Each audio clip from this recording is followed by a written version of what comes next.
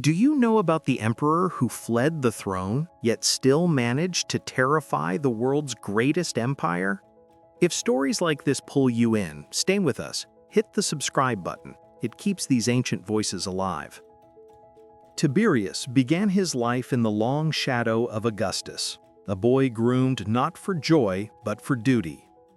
He grew up in marble halls where every smile hid calculation and every step was measured by the politics of an empire. Behind his calm expression lived a child who longed for quiet, for solitude, for a life far from the Senate's piercing eyes. But Rome does not care about personal dreams. It molds its rulers, whether they break or not. And Tiberius learned early that desire meant nothing when placed against the weight of power. His brilliance on the battlefield came naturally.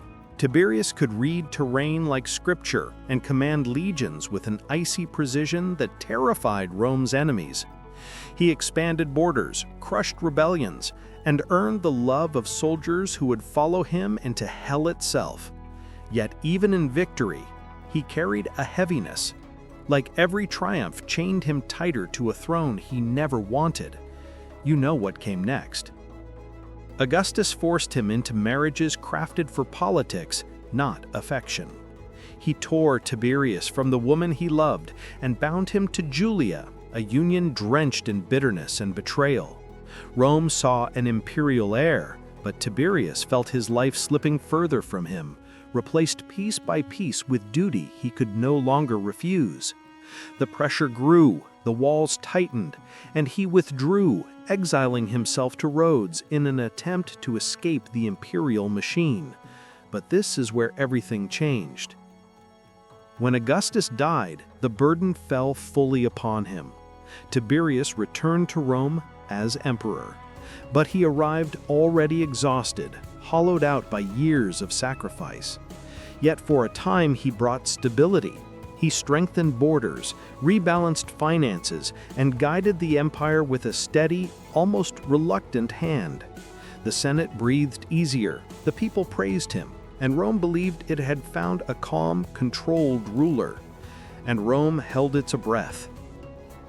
Then came the illness, the paranoia, the slow unraveling of a man who had never wanted the crown in the first place. Shadows stretched through the palace corridors as Tiberius began to distrust everyone around him, friends, advisors, even his own blood. Rumors whispered that he saw betrayal in every corner and poison in every cup. His eyes grew colder, his voice quieter, and the empire realized the man who commanded armies now fought a different enemy, his own mind. Fear ruled. At last, Tiberius escaped. He boarded a ship and vanished into the waters, sailing to Capri, a place where cliffs met endless sea, where the world seemed far enough away to finally breathe. The island became his refuge and his prison. He watched Rome from afar, silent and withdrawn, while the capital trembled at the mystery of their unseen emperor. The island watched. With Tiberius gone, a new figure rose, Sejanus, commander of the Praetorian Guard. He whispered through the Senate, controlled the palace, and paved Rome's future in blood. In Tiberius's absence, he executed rivals, purged families, and shaped the empire to his liking. Many believed he would replace Tiberius entirely. But this is where everything changed. From his hidden estate on Capri, Tiberius struck. Letters arrived in Rome like thunder, revealing Sejanus's treachery. The Senate turned on the man they once feared, and the city erupted. Sejanus was dragged away, executed, his followers slaughtered in waves of purges that darkened Rome for months. By the time the ashes settled, Tiberius's paranoia had swallowed the empire. The final years of his life were spent in shadows and silence.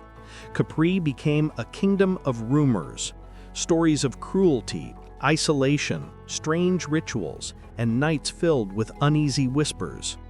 Whether they were true or not, they spread like wildfire through Rome, feeding the legend of an emperor who had vanished from the world but still controlled it through fear. Tiberius aged into a ghost, pale and watchful, surrounded by the sound of crashing waves and the weight of decisions he could never escape.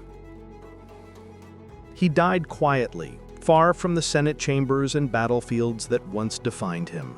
Some claimed he was suffocated by those who wished to see him gone. Others said he simply slipped away in his sleep.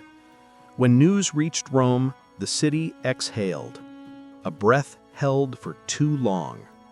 They mourned the stability he had once given, but they feared the shadows he left behind. An emperor who ruled from afar, whose silence was more terrifying than his commands. Tiberius remains one of Rome's darkest enigmas. A brilliant general, a reluctant ruler, a man crushed by the very empire he helped secure. His story is a reminder that even the mightiest can fall into darkness when power becomes a cage instead of a crown. And if this journey into the hidden corners of Rome's past captivated you, stay with us, subscribe, like, and help us keep these forgotten emperors alive in the light once more.